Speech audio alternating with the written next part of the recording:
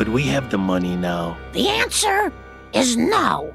I'm afraid I must insist. You see, my wife, she has been most vocal on the subject of the ticket monies. Where's the money? When are you going to get the money? Why aren't you getting the money now? And so on. So please, the money.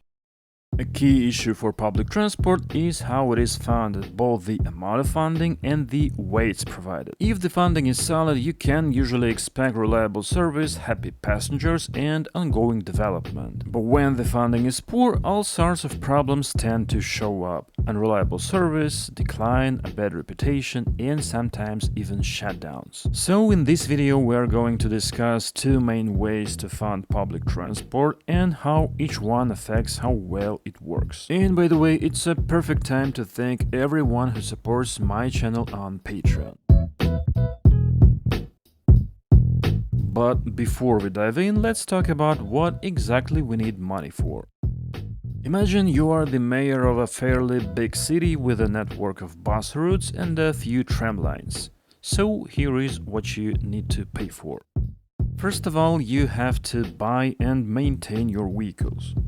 Also, build and maintain the infrastructure, things like tracks and overhead wires, charging stations, bus shelters, rest areas for drivers at the end of the line, and many more. Buy fuel for the buses and electricity for the trams and e-buses. Running the maintenance depot for all your vehicles, and first you'll have to build that depot, of course. Paying the salaries of drivers, mechanics, cleaners, and everyone else who keeps things running. Also, you have to create a decent working conditions for your staff, which includes training, meals, break areas, and so on. Next thing is public communication, keeping passengers informed about changes and services with things like route maps, mobile apps, and those screens at bus stops that tell you when your ride is arriving. And on top of that, insurance, just in case anything goes wrong, cause even in the safest cities accidents can happen. The list could go on and each of these points could be explored in more detail, but you get the idea. Running public transport takes a lot of money. That's why the big question is, where does this money come from and how we spread it? There are two main ways of thinking about what public transportation is and how it should be funded: the self-sufficiency model and the model of paying for transport service. The first approach believes that public transport should be self-sustaining, meaning it should cover all the costs and even make a profit purely from the ticket sales without asking for support from the city or the government. While the second one sees public transport as an essential public service which doesn't have to be profitable, but it does need proper funding so it can support the healthy growth of a city or region. And when we look at the real-world examples, it turns out that only one of these models really allows public transport to run smoothly and grow over time. So let's take a closer look at which one that is. At first glance, the self-sufficiency approach to public transport seems very logical and, because of that, is very popular among those who want to cut public spending. The idea is quite simple. A transport operator runs a route, collects fares from passengers, and that way covers all the costs we talked about earlier. In this situation, the city actually says, here is your route, do whatever you want, and just don't ask us for money. But the problem is that costs of running public transport are more or less constant. For example, a bus needs to be refueled in any case, no matter how many passengers it carries. But the number of passengers on different routes or at different times of the day can change dramatically. As a result, some routes are profitable while others lose money. And it also turns out that it's profitable to operate during rush hours, but not at other times and on weekends. So, to continue operating and maintain a positive balance, carriers have to cut corners wherever they can. That usually means only running just enough vehicles to keep them packed full or even abandoning routes that don't bring enough money. Running half-empty buses isn't profitable because the fuel costs are almost the same, but there is way less money coming in from fares. So So in the end, this system doesn't really work in the passenger's best interest. Trying to get somewhere on time becomes a gamble. Buses and trams end up overcrowded or just don't show up.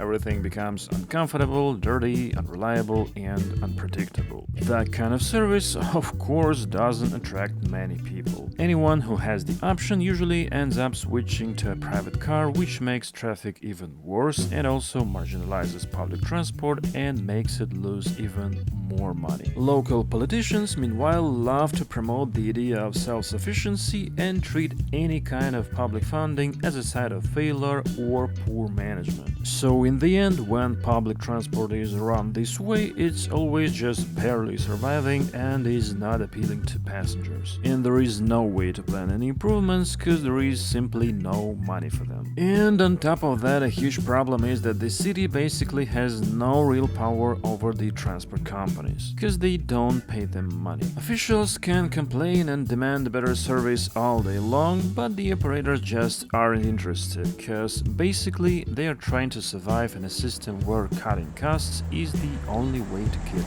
going. A completely different approach is to finance public transport on the basis of payment for transportation work, which is also called a public service. In general, this is the wholesale purchase of passenger transportation services with certain routes, timetables, and other conditions at the expense of the local budget. Transportation work is measured in kilometers run by rolling stock with passengers, and each kilometer run by a bus or a tram has a fixed price that should cover all direct and indirect costs of the carrier. In other words, the price of each kilometer should be such that it is profitable for the carrier to operate no matter how many passengers it carries, and so it can maintain its vehicles, pay staff salaries, repay loans, and have the necessary profit margin. Of course, the price per kilometer depends on the type of vehicle. Operating an articulated bus is more expensive than a regular one, and a tram is more expensive than articulated bus.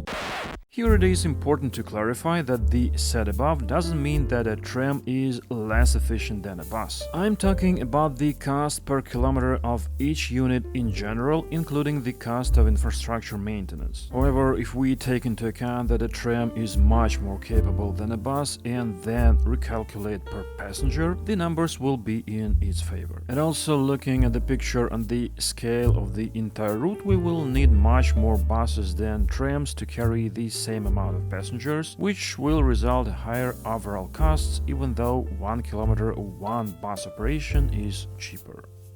In simple words, here is how the process usually works. The city announces a public tender and says something like, "Here is our list of routes, we need this many vehicles on each one running on this schedule.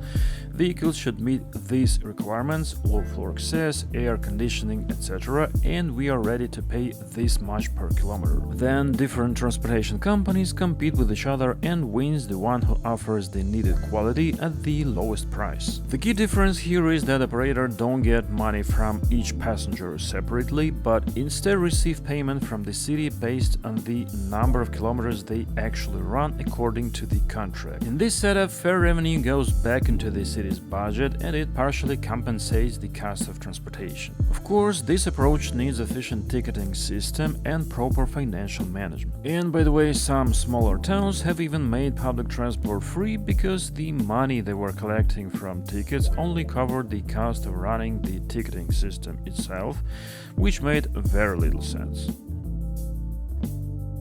Once the contract is signed, the operator needs just to put the right number of vehicles on the streets, follow the schedule, and get paid for the service they provide. And thanks to this model, even the most remote areas can get a reliable, predictable transport connection. Then it becomes the city's job to order the right amount of service and check if the operators are doing what they have to. This model is used in many cities of European Union with well-developed public transport. Since 2007, EU Regulation number 1370 has defined public transport as a service of general interest, meaning it is planned and funded much like education, healthcare, or road infrastructure, things that don't generate direct profit but are essential for quality of life and overall development. An important question, though, is how much of the total cost is covered by ticket sales. In different cities, the share of revenue from tickets and passes usually ranges from 20 to 60%, and the rest is covered by local government budgets or special state funds. For example, Poland has a special fund supporting public transport in rural areas. In different European cities, the fare coverage rate looks like this, and the rest of the costs were paid by the local budgets. At the end of the day, fares and funding are always a result of political compromise between public expectations, budget limitations, and how seriously local leaders take public transport in general. Of course, in the real world, no one has unlimited money, and there always be debates about whether we are spending too much, and some cuts might happen. But no matter what, this kind of system still keeps public transport in a much healthier position than trying to make it pay for itself. And it is also important to remember that trust in public transport takes a long time to build, but it can be ruined in no time. So if budget cuts are needed, they have to be made carefully and thoughtfully.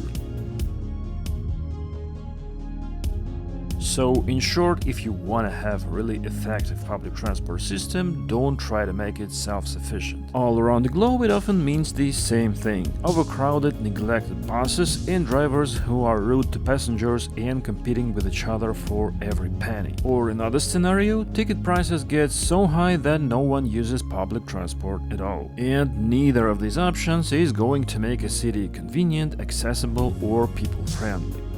Instead, public transport should be treated as a socially important service that doesn't need to make a profit by itself, but does need stable funding to help a city function properly.